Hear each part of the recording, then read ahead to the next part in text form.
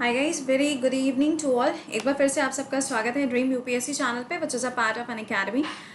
Well, सुबह से आज कोई चैनल पे वीडियो नहीं आया था, तो मुझे अभी सर्व करते करते कुछ चीज़ें दिखी, तो मैंने सोचा कि why not share with you people.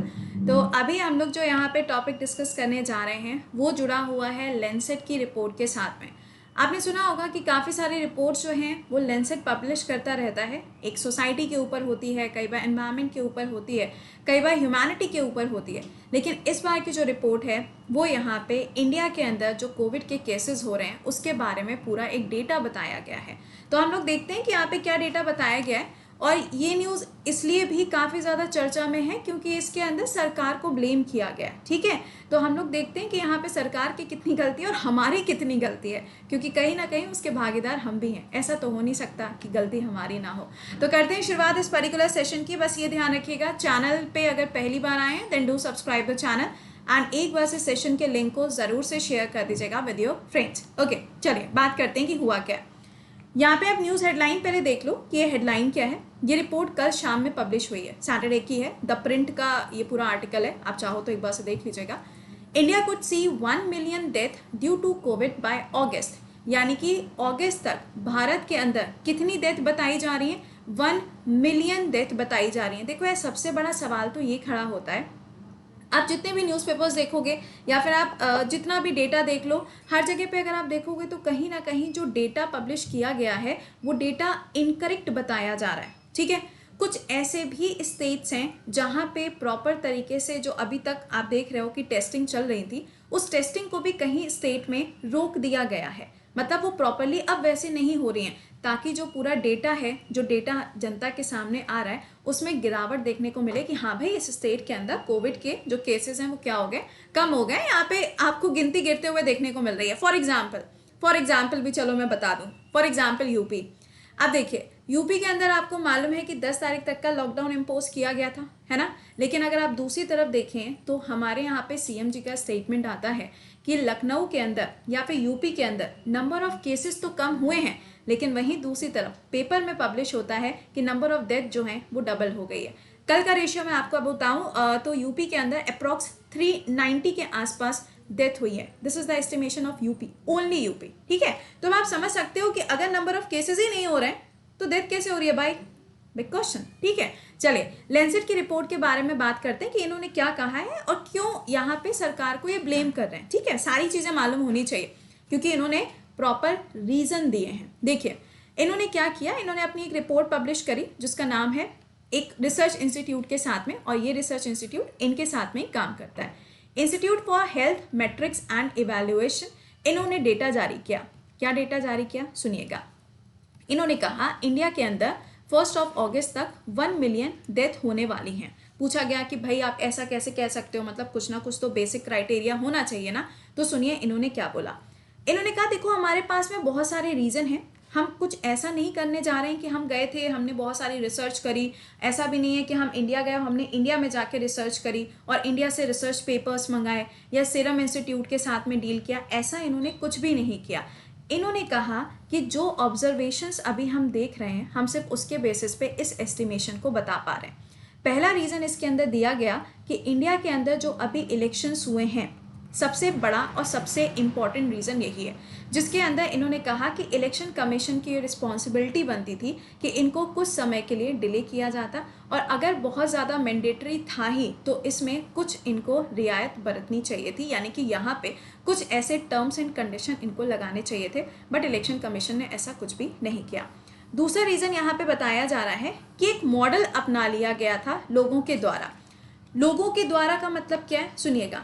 आपको याद होगा, मैंने एक बार आपको पढ़ाया था हर्ड इम्यूनिटी के बारे में, यानी कि एक कोई ग्रुप है, अगर किसी एक बंदे को हुआ है कोविड तो वो क्या होगा, बाकी के भी जो वहाँ पे उस पर्टिकुलर एरिया में लोग हैं उनको भी कोविड होगा, और फिर उनकी मेंटल स्टेट क्या हो जाएगी कि हाँ भाई कोरोना ही तो है, सबको हो गया, बाकी आगे चल के सब ठीक हो जाएंगे।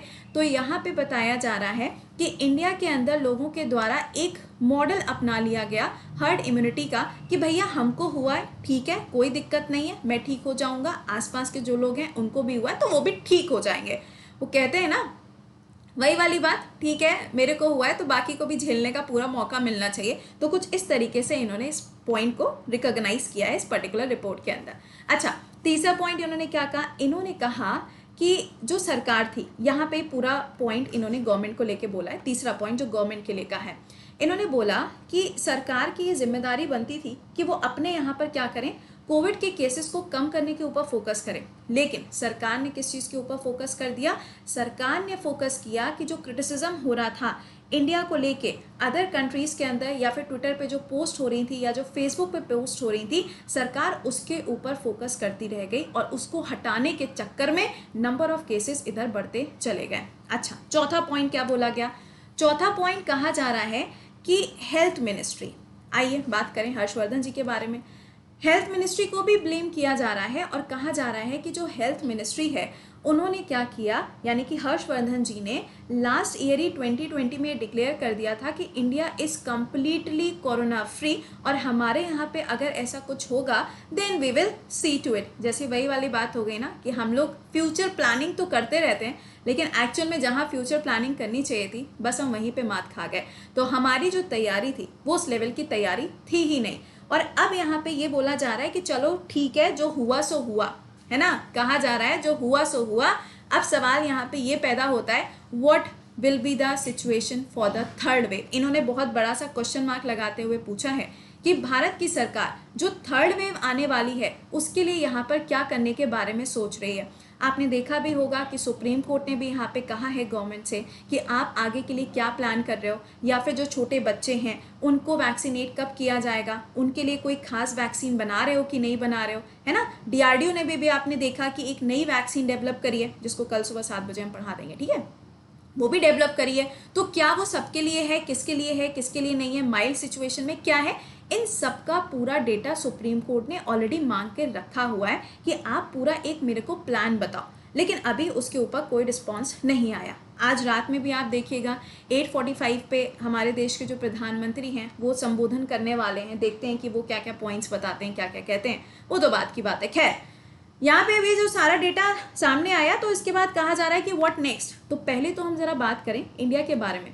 ये इंडिया का लॉकडाउन मैप है जिसमें आप देख सकते हैं जो रेड एरिया है वो दिखा रहा है वो एरियाज जहाँ पे लॉकडाउन इम्पोज किया गया। आज ही यूपी के अंदर लॉकडाउन को इंक्रीज किया गया है 17 तारीख तक, और उसको नाम दिया गया है कोविड कर्फ्यू। नाम देखो कहाँ से लाए, कोविड कर्फ्यू, ठीक है। लेकिन आपको सच्चाई बताएं, लखनऊ के अंदर जो लखनऊ की जनता है या यूपी की जो जनता है उसको खुद ही समझ में नहीं आ रहा है कि हमें करना क्या है। लिटरली बता रहे हैं, शादी ब्याह बारात, मतलब आप देख लीजिए, आप खुद देख सकते हो कि बहुत सारे स्टेट तो इन सब फंक्शंस की वजह से इतने सारे केसेस को फेस कर रहे हैं।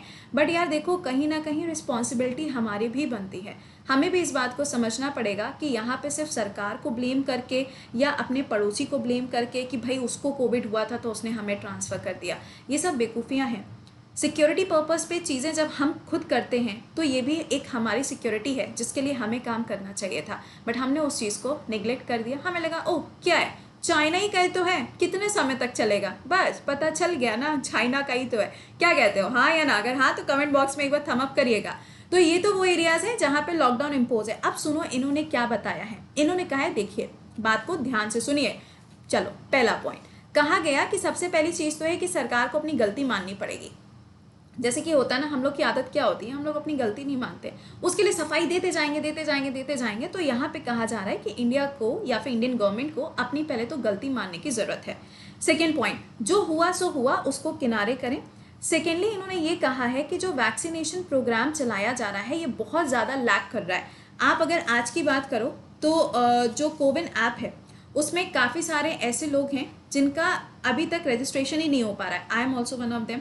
रजिस्ट्रेशन करने चलो तो वहाँ पे रजिस्ट्रेशन का आधा प्रोसेस होता है, फिर वो बैक हो जाता है, या फिर उसमें क्या होता है सिर्फ 2 ही सेंटर दिखाता है, और 2 सेंटर में भी क्या, एक मेडिकल कॉलेज एक पीजीआई। अब इन जगह पे जो कि बहुत ज़्यादा डिस्टेंस पे इन पे कौन जा सकता है, तो नियर अबाउट के जो सेंटर्स हैं वो भी इसके ऊपर शो नहीं कर रहे हैं। तो कहा जा रहा है कि वैक्सीनेशन प्रोसेस जो है इसे हमें थोड़ा सा बिल्डअप करना पड़ेगा, थोड़ा बूस्टअप करना पड़ेगा। तीसरा पॉइंट कहा गया कि अभी तक आपके यहाँ पे अर्बन एरियाज़ के ऊपर फोकस किया जा रहा है। What about the rural areas, गांव का जो क्षेत्र है वहाँ पे भी तो कोरोना हो रहा है, उनका क्या, तो इनके ऊपर भी इन्होंने अभी सवाल उठाया है कि भाई आप सोचो इसके बारे में, ठीक है। और चौथा पॉइंट इन्होंने कहा है कि आपको काम करना पड़ेगा जीनोम सीक्वेंसिंग के ऊपर। क्या मतलब है जीनोम सीक्वेंसिंग का? देखिए क्या हो रहा है, ये जो वायरस है ना, ये जो म्यूटेंट है, ये बार बार रेप्लिकेट कर रहा है। रेप्लिकेट का मतलब क्या है? ये बार बार मल्टीप्लाई करता जा रहा है। तो आप इसको कैसे रोको, ये आपको मालूम होना चाहिए। अब देखो डीआरडीओ ने जो अभी वैक्सीन बनाई है वो पाउडर्ड के फॉर्म में, उसको पानी में घोल के आपको पीना है। नहीं मतलब तुम लोग को नहीं पीना है, मतलब मैं बता रही हूँ कि ऐसा इन्होंने जो डेवलप किया है उसमें कहा जा रहा है कि उसका यूज सिर्फ वही लोग करेंगे जिनकी कंडीशन बहुत ज़्यादा क्रिटिकल है। समझ रहे हो? मतलब अगर आपको माइल्ड सिम्टम्स हैं तो वो आपके लिए नहीं है, वो उन लोगों के लिए है जो कि सीवियर कंडीशन के अंदर है। तो यहाँ पे हम लोग कल उसको सुबह डिस्कस करेंगे करंट अफेयर्स में, बट फिलहाल मैंने आपको ये पॉइंट बता दिया कि इनका कहना ये है कि ये जो मल्टीप्लिकेशन हो रहा है, ये जो रेप्लिकेशन हो रहा है म्यूटेशन का, इसको हमें कंट्रोल करने की ज़रूरत है। अगर सरकार ने इन सब चीज़ों के ऊपर फोकस नहीं किया तो ये जो डेटा है ये 1 मिलियन को भी क्रॉस कर सकता है। और इन्होंने ये भी बोला कि हो सकता है कि अभी तक सिचुएशन ऐसी आ गई हो कि 1 मिलियन का जो डेटा है वो जून तक ही पहुंच जाए, क्योंकि प्रॉपर डेटा कहीं पर भी रिलीज नहीं किया गया। ये जो इमेजेस आप देख रहे हैं, ये जो डेटा मैं आपको बता रही हूँ, ये सारा का सारा आप देखोगे तो द प्रिंट में और द इंडियन एक्सप्रेस दोनों के अंदर आपको ये डेटा मिल जाएगा, ठीक है। तो ये छोटा सा सेशन था, आई होप कि आपको समझ में आ गया होगा कि इसमें क्या क्या बातें बताई गई हैं। तो मैं फिर से कहूँगी, स्टे एट होम, अपना ख्याल रखिए, तभी आप दूसरे का ख्याल रख पाएंगे। बहुत ज़्यादा ज़रूरी है कि इस चीज़ को अब आप समझें। आई नो कि बहुत सारी फैमिलीज़ के साथ में दिक्कत ये भी है कि how to stay at home. यार खाने को भी तो चाहिए, मुझे मालूम है, लेकिन देखो कहीं ना कहीं हमें दोनों चीज़ों को एक बैलेंस लेके चलना पड़ेगा कि कहीं भी कोई भी चीज़ ऐसी ना हो जो बिगड़े, और अगर वो चीज़ बिगड़ी तो दिक्कत सबको हो जाएगी, है ना। तो हमें उस चीज़ को भी यहाँ पे ध्यान में रखना है। क्लास को एंड करने से पहले आपको बस एक बार से बता देते हैं सब्सक्रिप्शंस के बारे में। If you want to join तो आप इसको ज्वाइन कर सकते हो। एसएससी का सब्सक्रिप्शन 12 तारीख तक ही आपके पास में ऑफर है, and same for the UPSC, इसमें भी आपके पास में 12 तारीख तक का ही समय बचा हुआ है, जिसमें आपको क्या प्रोवाइड किया जा रहा है, काफ़ी अच्छे ऑफर्स मिल रहे हैं, और इसमें आपको प्रीलिम्स, मेंस, इंटरव्यू सारी चीज़ें प्रोवाइड करी जाएंगी, ठीक है। चलिए अच्छा, मिलते हैं सुबह 7 बजे। सेशन को एक बार से like and share and do subscribe the channel. और हाँ, एक चीज़ और सबसे इम्पॉर्टेंट, ख्याल आपको अपना खुद से रखना है, कोई दूसरा आपका ख्याल रखने नहीं आएगा। तो प्लीज़ अपना ख्याल खुद से रखना सीखें, ओके। और हाँ, एक बार और happy mother's day to you all. अपनी अपनी मदर्स को ज़रूर से विश करिएगा। चलिए मिलते हैं सुबह। टिल देन खुश रहिए, मुस्कुराते रहिए। Bye bye and take care.